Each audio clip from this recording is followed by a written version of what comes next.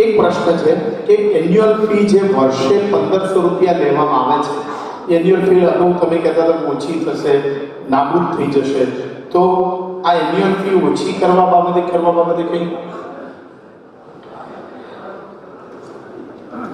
જ્યાં વધારે કેવું એના કરતાં હું 2 મિનિટમાં એ કહીશ કે પહેલાં તો અમદાવાદ શહેરની તમામ ક્લબોમાં સૌથી ઓછી એન્યુઅલ ફી રાજપથ ક્લબની છે કે જ્યાં આગળ સૌથી વધારે સુવિધાઓ આપવાનો પ્રયત્ન, વહીવટી ખર્ચ આવે છે.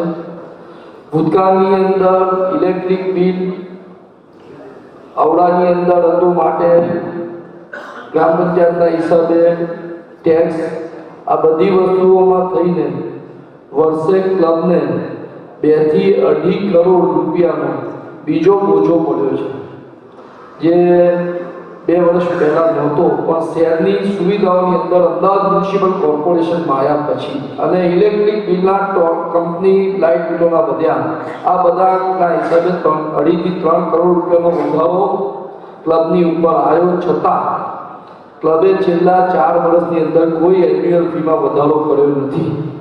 સિનિયર સિટીઝનોને અડધી કિંમતે આપવામાં આવે છે.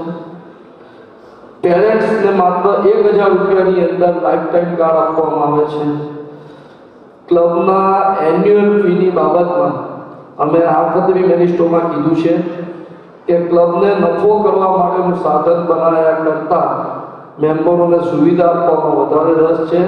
સાથે બોર્ડ ઓફ ડિરેક્ટર્સ નવી જે મિટિંગ થશે, ચૂંટાયેલા નવા સભ્યો આવશે, એમની વચ્ચે જઈ અમે ચર્ચા કરી, બધાનો અભિપ્રાય લઈ એજીએમમાં જઈ અને ચોક્કસ જેટલું બને એટલું ઘટતું કરવાનો પ્રયત્ન કરી જેથી ક્લબના સભ્યોને એક ગ્રાહકની લાગણી અનુભવાય.